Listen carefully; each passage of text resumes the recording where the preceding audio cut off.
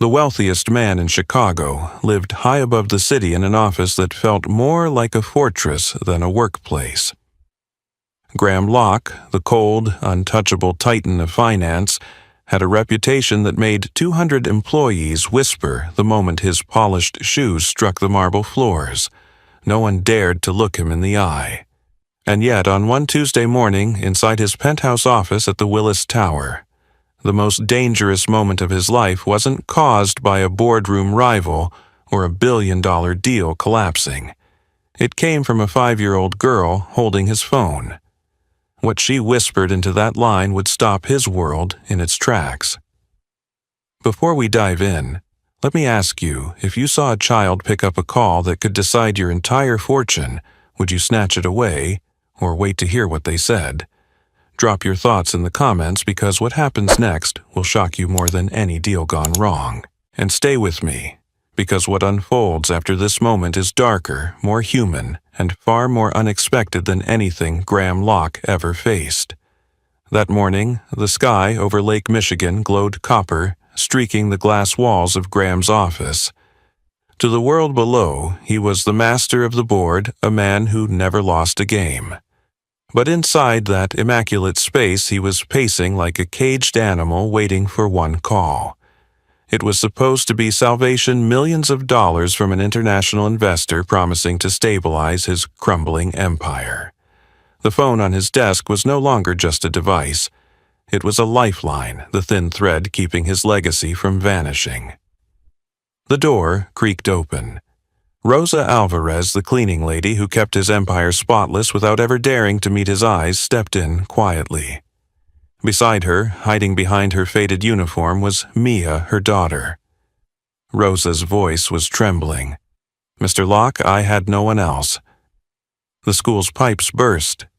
"She'll stay quiet, I promise." Rules were rules, no outsiders were allowed, but Graham, too consumed by the storm in his head, only waved a hand. Fine. But silence. He didn't even look at the girl. Mia climbed onto a chair in the corner, her small legs dangling, her wide eyes following him. She wasn't distracted by the leather sofas or the art that cost more than her family's yearly rent. She was watching him. The tapping of his polished shoes against the floorboards, the way his jaw clenched whenever he looked at the silent phone, she noticed everything. Minutes later, the inevitable happened. Graham's assistant called him urgently to a meeting. "Sir, our largest client is threatening to pull the contract." Furious, he grabbed his briefcase and stormed out, but not before snapping to Rosa. "If anyone calls, especially a Mr. Marin, take a message. That call means everything." The door slammed behind him. Silence filled the room. The hum of the city below seemed distant. Then the phone rang. Not just any call, the name Victor Marin flashed on the screen. Rosa was in the adjacent room with the vacuum roaring. The shrill sound cut through the air, and Mia slid off the chair, eyes locked on the glowing name. She climbed onto the massive leather seat behind the desk. The phone nearly swallowed her tiny hand. She pressed it to her ear. At that very moment, Graham realized he had left his wallet. He retraced his steps and pushed the door open just an inch. He froze. He could hear her. A child's voice, steady and chilling. "Don't ever call my mom's boss again." And then click. The call ended. The air collapsed into silence. Graham stood in the doorway, blood draining from his face. His empire, his billion-dollar deal, had just been severed by a 5-year-old girl. Rosa appeared from the other room, saw her daughter in the chair, and went pale. She dropped the rag in her hand. "Mia." "What did you do, Mr. Locke, please?" She didn't mean. Her words tripped over themselves, already imagining the worst termination, eviction, ruin. But Graham's eyes were locked on the child, who now turned toward him. No trace of fear, no apology, just a gaze too calm for her age. He stepped forward slowly, his voice low, dangerous. "Do you have any idea what you've just done?" His breath shook as he leaned close. This wasn't just anger, it was fear that everything he had built had vanished with one click. And then Mia spoke. Her voice was soft, almost a whisper, but it sliced through him sharper than any accusation. That man's voice, I know it. It's the same voice I heard outside our building, the night Mr. Sam lost everything. For the first time in decades, Graham Locke, master of the market, king of the skyscraper, felt his hands tremble. This was no accident. This child wasn't reckless. She was warning him, and the truth she carried would rip open a side of the business world he thought he controlled. What would you have done in Graham's place? Fire them on the spot, or listen to the words of a child Graham Locke had lived his entire life trusting the numbers. Ratios, forecasts, yield curves, those were the tools that built his empire. Yet now, standing in his office with Rosa clutching her daughter's hand like a shield, it wasn't a graph or balance sheet that shook him. It was the memory of a child's words. Mia's whisper had been so matter-of-fact, as if she had merely pointed out the color of the sky. She knew that voice. She had heard it before in a place where polished shoes never walked. Graham wanted to dismiss it as childish fantasy, but there was something about the way Mia said it, steady, deliberate, that dug under his skin. Rosa's trembling apology trailed into silence, waiting for his verdict. He could have ended it there, fired them both, locked the door, and called Victor Marin back with an excuse. But his instincts, honed over decades of boardroom warfare, screamed at him that this was no accident. He poured himself a glass of water, though his hand shook enough that some spilled onto the rim. "Explain," he said, finally, his voice low, but stripped of its usual authority. Mia looked at her mother for permission. Rosa nodded, still pale, and the little girl stepped forward. "I heard that man yesterday, when you weren't looking. His voice is like syrup poured over broken glass. He laughed, but it wasn't a happy laugh. He said something about scrap Iron Sam." She hesitated, trying to remember each word as if they were puzzle pieces. He said this plan would be just like what they did to him. The name meant nothing to Graham, but Rosa gasped softly. "Sam," she whispered. "Oh, dear Lord." Graham's eyes narrowed. "You know him." Rosa swallowed the words sticking in her throat. "Everyone in our neighborhood knows him. He ran a scrapyard. A good man, worked with his hands. Then some investors came, promised him a way to expand, make it bigger. They had papers, contracts, even a lawyer with them. He trusted them. Within weeks, it was gone. His land, his savings, even his house. They said it was all legal. He signed everything." Graham listened, and a chill crept up his spine. Rosa's story wasn't unfamiliar. He had seen headlines about small business owners swindled by slick operators, and he always thought the same thing: how naive, how foolish. That could never happen to him. He had lawyers, consultants, entire teams to prevent it. Yet here was a child connecting dots his experts hadn't. He turned sharply to his head of security, Darren Cole, who had stepped silently into the office. A former detective, Darren had the unsettling habit of appearing only when needed. "Pull the files," Graham ordered. "I want every detail of this deal with Marin. The accounts, the wiring instructions, the shells he wants us to use." Within minutes, Darren had a wall-sized screen lit up with diagrams of bank accounts and transfers. Names of shell corporations blinked in Zurich, Luxembourg, the Cayman Islands. Lines crisscrossed the map like spiderweb threads, all flowing back to one entity, Marin's holding company. Graham felt his stomach knot.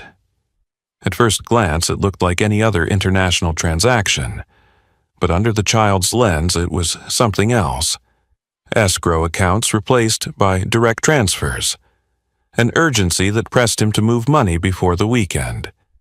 Even his trusted attorney, Harold Kent, had reassured him it was standard in international finance.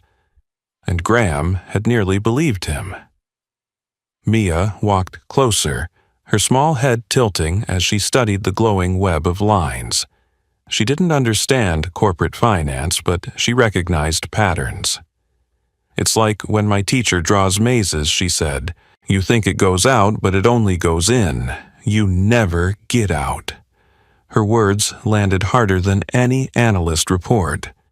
Rosa crossed herself, whispering a prayer. Darren's expression usually stone-shifted. He tapped one company name in Zurich. "Sir, I don't like this. The address listed here, it belongs to a trust we flagged last year in a fraud case. The Swiss regulators shut it down, but the entity keeps popping up under new names." Graham's chest tightened. He had been so desperate to save his empire that he ignored every warning bell. The deal was no bridge. It was a noose, and it was Rosa's daughter, not his board or lawyers, who spotted the rope tightening. The phone on his desk lit again. Victor Marin's name glowed like a curse. Graham stared at it, his mind racing. Every fiber of his pride told him to pick it up to salvage what could be saved. But another voice echoed louder, now the memory of a teddy bear with a red ribbon tied too tight, the fear in Rosa's eyes, the warning in Mia's whisper. He let it ring. When it stopped, silence pressed down heavier than ever. Rosa's breathing was uneven. Mia was still watching him, unblinking. Graham finally exhaled and looked at Darren. "Cancel the transfer. Freeze everything tied to this deal, and keep this between us. If Kent asks, tell him nothing's changed." Darren nodded once, but his silence carried an unspoken truth if Kent was in on it. Graham's circle was already compromised. For the first time in decades, the billionaire who prided himself on being the smartest man in the room realized he had been the mark. He sat down heavily, his head in his hands. It wasn't humiliation that broke him. It was the knowledge that without Mia, he would have signed his ruin with his own pen. The glass walls of his office, once symbols of his power, now felt like transparent cages. Outside, the skyline of Chicago glittered with 1,000 lights, each one a reminder of how small even titans could be when darkness closed in. And at the center of it all, the smallest voice in the room had spoken the loudest truth. The storm did not arrive with thunder, but with the sharp click of polished shoes and the rustle of tailored suits. By mid-afternoon, Graham Locke's top-floor sanctuary inside the Willis Tower no longer belonged to him. Agents from the Financial Crimes Division poured through the glass doors, badges flashing their tone, brisk and cold. Computers were unplugged, files yanked from drawers. Assistants stood frozen, their faces pale, as their boss was named the target of a sweeping investigation. The empire he had built on fear now looked back at him with fear of its own. For the first time, Graham saw his employees' eyes not filled with obedience, but with the relief of seeing the king cornered. "Federal warrant," the lead agent announced. "Suspicion of laundering and tax fraud through international accounts. All materials will be seized." It was the perfect strike. Everything the shell companies and transfers suggested on paper now hung like a noose around Graham's neck. The very structure Victor Marin had built wasn't just a trap to steal his money. It had been designed to frame him as the criminal. From the corner, Darren Cole leaned closer and whispered, "This isn't random. Someone seeded this story weeks ago. They wanted you wearing the mask of their own crime." His voice was clipped professional, but Graham saw the steel flash in his eyes. Inside the private suite, a few floors below, Rosa Alvarez clutched her daughter, listening, as the rumble of heavy footsteps and the clang of file cabinets echoed through the walls. She had never imagined this kind of chaos in a skyscraper's halls. Every slam of a drawer upstairs sent her heart racing faster. She looked at Mia, who sat quietly on the edge of the sofa, her red ribbon wrapped tightly around her wrist like a talisman. Then came the knock. Loud, authoritative, the kind of sound that carried the weight of government power. Financial crimes. "Open the door." The voice outside was steady, commanding. Rosa gasped and instinctively pulled Mia behind her, whispering prayers under her breath. But Darren was already moving. He slipped into the suite, scanning the feed from hidden security monitors. "They don't have a warrant for this floor," he muttered. "They only have clearance for the corporate spaces. But if you stall them, they'll get one within the hour. And once they're in here, Rosa and Mia's presence will look like concealment of witnesses." The reality was brutal. To the outside world, Rosa and her daughter were not symbols of innocence. They would be spun into pawns, evidence of coercion leverage, to paint Graham as a man hiding the truth. The pounding on the door grew louder. Graham felt the walls of his world closing in. For years, he had defined strength as control, dominance, intimidation. Now, with Rosa trembling and Mia's small hand clutching his sleeve, he understood that strength was not what he thought it was. Strength meant choosing between his empire and the people who had nothing but him to rely on. "Is there another way out?" Graham demanded. Darren gave a short nod. "Service stairwell. Maintenance shaft runs parallel to the elevator core. It's not meant for executives, but it'll get us out." There was no time for hesitation. Graham reached for Rosa's arm. "Come." His voice for once was not an order but a plea. Rosa hesitated, torn between trust and terror, but Mia was already moving her tiny hand, slipping into Graham's without a word. That single gesture decided it. Rosa followed. They moved quickly through the polished suite into the service corridor. The shift was jarring. From marble and glass into concrete and steel, the guts of the skyscraper stretched before them. The air smelled of dust and machine oil, a world of shadows where the hum of generators drowned the chaos above. Darren took point, his movements precise, every step calculated. Behind them, the pounding on the suite door grew distant, muffled by layers of walls and pipes. Still, every sound, every creak of metal, every echo of their own footsteps felt like a flare giving away their escape. Rosa gripped Mia tightly, whispering for her to stay close. Graham stayed at their side, his once flawless suit brushing against rusted pipes and grimy walls. He didn't care. They descended flight after flight. On one landing, a locked grate barred their way. Panic flickered across Rosa's face. Darren knelt, pulling a tool from his pocket, forcing the latch until it popped with a metallic snap. Graham caught Mia before she stumbled on the uneven step, lifting her over the threshold. For a moment, she clung to him, her cheek pressed against his shirt. The billionaire who once ruled with silence felt his chest tighten in a way he had not known in years. When they finally emerged, it wasn't into polished lobbies or executive lounges, but onto a half-renovated office floor, empty, its windows covered with plastic sheeting. Dust swirled under the flickering light. They paused, catching their breath. The city outside still glittered, indifferent to the drama inside its tallest tower. "We're clear for now," Darren said, though his tone carried no relief. "But they'll widen the search. Your accounts, your assets, everything will be frozen by morning." Graham pressed his hands against the window frame, staring at the streets below. In the reflection, he no longer looked like a titan. He looked like a man stripped bare. Rosa sank onto the dusty floor, still holding Mia. For her, the loss was even sharper. She had already received notice termination for breach of security. The only job that gave her dignity was gone, erased not by her mistakes, but by forces far larger. Her sobs filled the silent floor. Graham turned toward her, seeing not just an employee but a woman thrust into the line of fire, simply because fate had forced their lives to collide. He knelt, dust smudging the knees of his suit, and placed a hand on her shoulder. No words came, but in that gesture the weight of his guilt was clear. The skyscraper that had once crowned him king had become a prison, a trap, engineered by men who smiled as they set snares.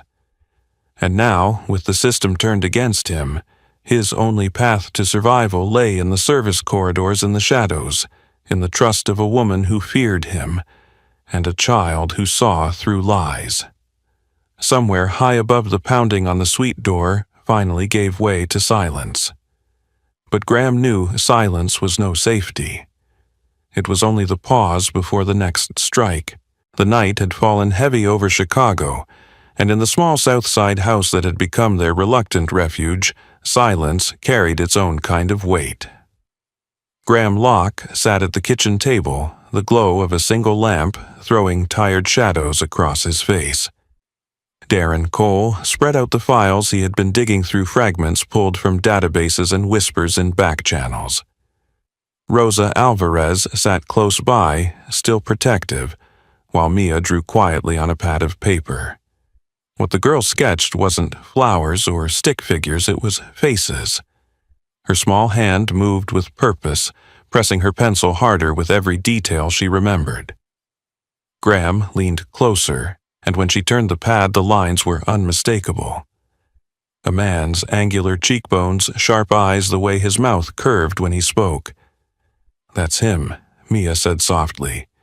"The one talking to Victor. The one who told him what to say." Darren studied the drawing with a grim nod. Orion. The name came out like a curse. He had heard it whispered among law enforcement circles, a ghostly figure who never touched the crime himself, but designed the hunt. He was the broker of human weakness, a man who sold profiles of people's vulnerabilities the way others sold stocks. No one had ever pinned him down. Until now.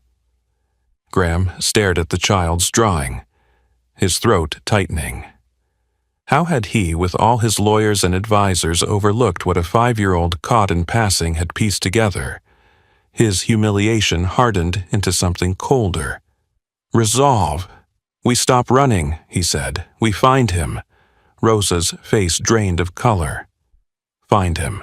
Mr. Locke, you're talking about criminals who already threatened my child. We should go to the police. They framed me." Graham answered, his voice low, steady. "To the law, I'm the villain. Until we have proof, they'll never believe us." It was Darren who broke the silence. If Orion is really behind this, he won't be hiding in some tower. Men like him like control, and control means proximity. My contacts say he meets associates in a Riverside warehouse district. If we bait him, he might step out of the shadows. The plan was reckless, insane even, but every option left to them was dangerous. Graham understood the stakes. Without undeniable evidence, he would lose not only his company, but his freedom. Rosa and Mia would be left exposed. He chose madness over surrender. 2 days later, the sting was set. The riverfront air was sharp with the smell of rust and water. Graham stood in the cracked courtyard of a decaying warehouse, a place that once hummed with industry, but now lay forgotten. He wore a suit, though the lines of exhaustion had erased the authority it once carried. His breath hung visible in the early morning chill. A dark sedan rolled in, its headlights slicing across the concrete. From the passenger door stepped the man Mia had drawn the resemblance uncanny. Orion carried no weapon in his hand, yet the way he moved made the space his own. Calculated, elegant, a predator who knew he was in control. Mr. Locke, Orion called out, his voice carrying easily in the open air. "I must admit I'm surprised. Not many people walk willingly into the jaws of the trap." Graham forced his voice steady. "I came to make a deal. You've taken everything from me, but I can give you what you want her, the girl. In exchange, I walk away with my life intact." The words burned like acid in his throat. He hated himself for even pretending to barter with the life of the child who had saved him. But he knew Orion. Men like him believed in betrayal because betrayal was their language. Orion's thin smile widened. He stepped closer, his polished shoes crunching over gravel. "At last, you speak the truth. Every empire crumbles, Mr. Locke, and the men who built them will trade anything to survive. So where are they? The woman and child?" The sound of sirens cut through the air, sharp and escalating. Graham's stomach lurched. He hadn't called them. This wasn't part of the plan. Orion turned his head slightly, that same cold smile fixed on his face. "Ah, perfect timing. Did you think you were setting a trap?" "No, Mr. Locke. I set the stage. A meeting between a disgraced CEO and a criminal broker. Who do you think the police will believe, you, the man accused of laundering millions? Or me, the cooperative citizen reporting your attempt to blackmail me?" The blue and red lights flashed across the courtyard. Squad cars boxed in the exit. Officers spilled out weapons, drawn voices commanding.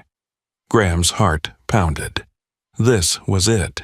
The net had been cast, and he was the fish flailing inside. "Arthur Locke, you're under arrest," the lead detective barked, his voice echoing. "Fraud, money, laundering, obstruction." Graham raised his hands, helpless. The cuffs closed around his wrists with a metallic click. Orion stood just feet away, his expression calm, his hands also raised in a mock gesture of surrender. He looked at Graham, his smile turning razor sharp. "I told you, every empire falls." And then came the voice that sliced through the chaos. Small, steady, and clear. "You're lying." The officers turned. Mia stood at the edge of the courtyard, Rosa behind her, both faces pale but resolute. The little girl held a phone in her hand, her eyes locked on the detective, not on Orion. "I took his picture," she said, lifting the phone high. "Him and the other man at the cafe in Lisbon. They had papers with my boss's name. I saw it. I knew it was wrong." The courtyard stilled. For a moment, the only sound was the river lapping against the concrete wall. The detective frowned, skeptical. A child's photo. But Darren emerged from the shadows, then stepping forward with a camera still recording. Not just a photo. "I've got video, him bragging. Every word since he stepped out of that car, including how he framed Mr. Locke." Orion's control cracked for the first time. His eyes flashed. His composure wavered.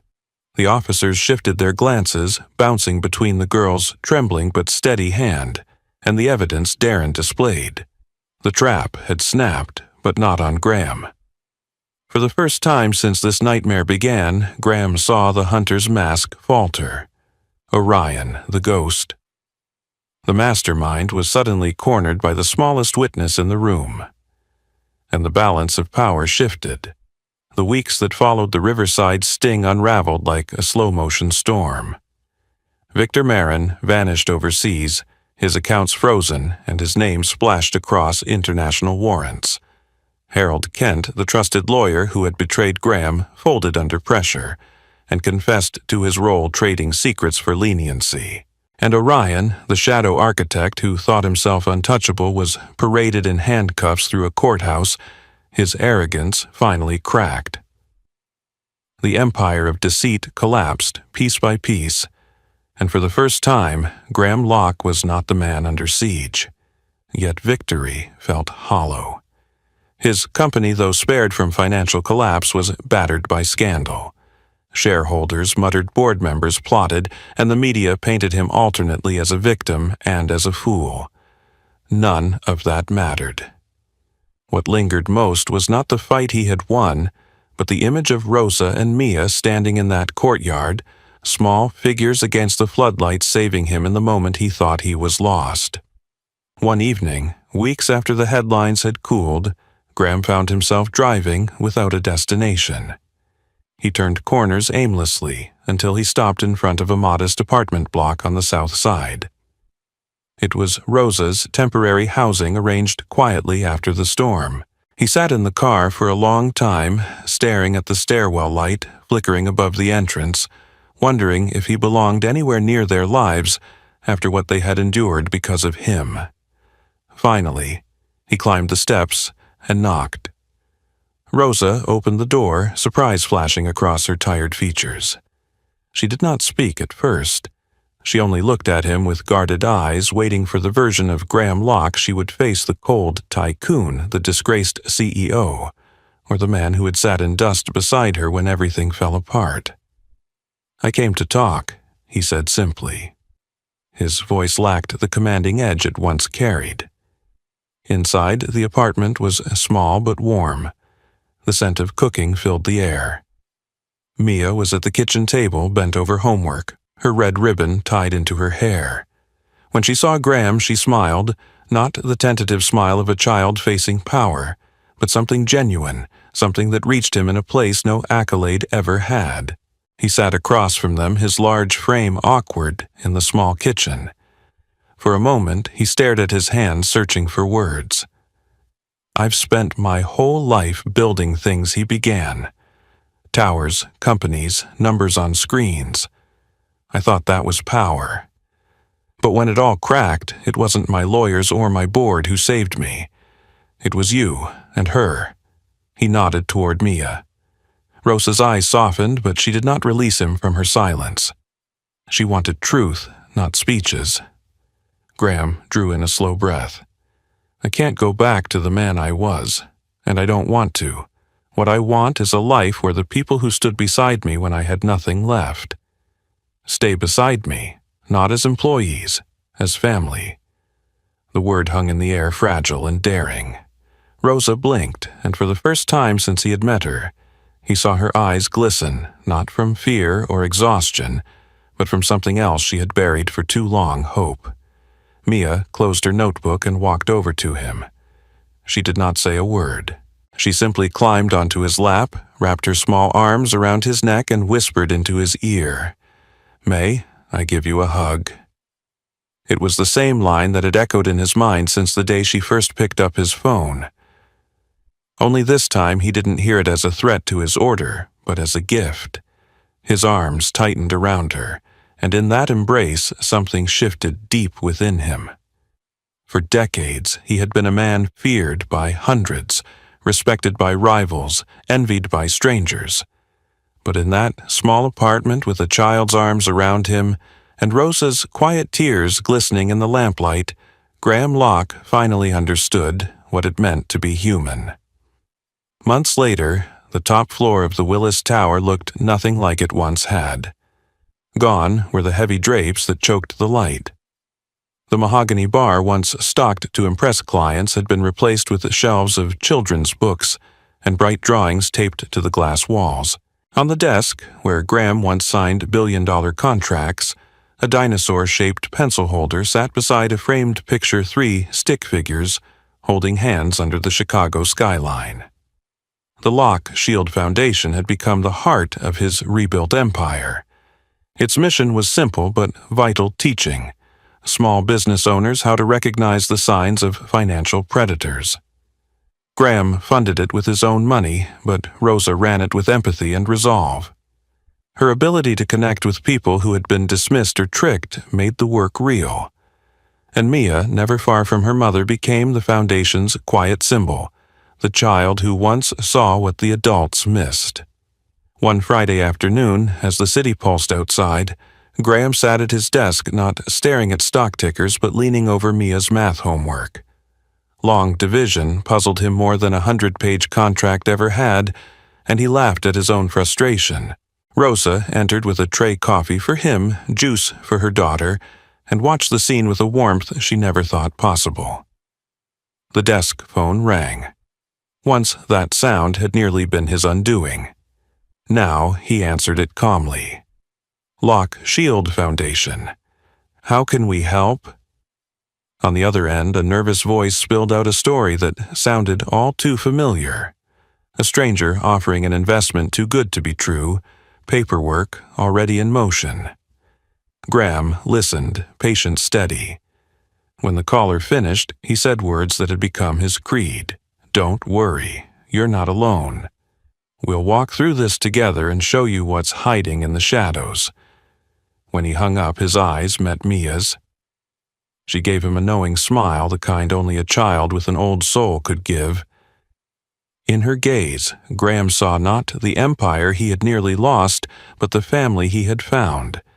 And he knew, with a clarity sharper than any balance sheet, that this was the only victory that had ever truly mattered.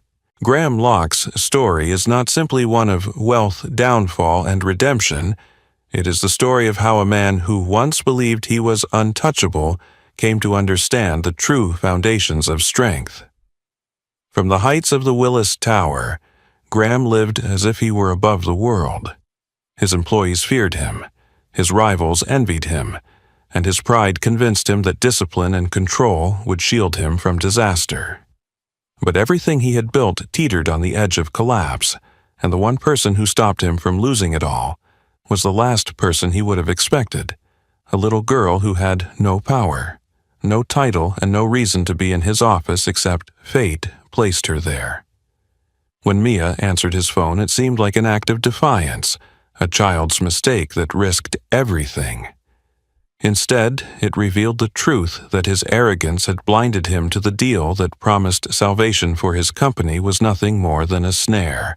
Victor Marin's smooth words were bait, and behind him stood Orion, a predator who designed cons so perfect they left victims believing they had destroyed themselves. The man who prided himself on being the smartest in every room nearly became just another mark. And it was a child's voice unafraid to name what she saw that exposed the danger. The fall that followed was swift and brutal. Graham's office rated his reputation, shredded by allegations of laundering and fraud, his wealth tied up in frozen accounts. He was no longer the king of his empire, but the quarry in someone else's hunt. Yet, in those desperate hours, something remarkable happened. Rosa, the woman who scrubbed his floors, and Mia, the child who had once seemed a nuisance, became his only anchors. Darren, his head of security, stood by him when others abandoned him. In their presence, Graham discovered a strength that no money could buy: loyalty, courage, and the will to fight not for power but for each other. The showdown at the riverside brought everything into sharp focus. Orion believed he had written the final chapter, painting Graham as the villain, while he stood untouchable. But what Orion underestimated was the same thing Graham had once ignored: the smallest voice in the room.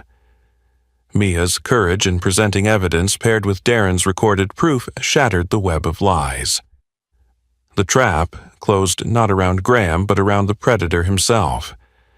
In that moment, the lesson crystallized: arrogance blinds, but humility sees. What came after was not simply vindication, but rebirth. The Willis Tower, once a monument to Graham's ego, became the headquarters of the Locke Shield Foundation, an organization devoted to protecting small business owners from the very traps he nearly fell into. Rosa's empathy and resilience guided its work. Mia became the face of its mission, a living reminder that wisdom is not always measured in age or status, but in honesty and courage. And Graham, the man who once demanded fear, learned that true leadership was not about control, but about protecting and uplifting others. So, what do we take from Graham Locke's story? The lesson is universal, true. Power is not found in wealth, control, or fear. It is found in humility and courage, and in the willingness to listen. In our lives, we are surrounded by promises, opportunities, and voices telling us what we want to hear. Sometimes the truth comes from where we least expect it, from a spouse, a colleague, a friend, even a child. The question is, are we willing to hear it? Graham's story challenges us to pause, to question, and to value people not for their status, but for their sincerity. If Graham Locke, a man once blinded by arrogance, could be saved and transformed by a child's hug, then so can we learn to see the truth in the voices we too often overlook. If this story inspired you, gave you hope, or reminded you of what truly matters, I encourage you to subscribe to this channel. Your support gives us the motivation to continue creating stories that not only entertain, but also leave you with lessons to carry into your own life. Subscribe now and join us for the next story that just might change the way you see the world.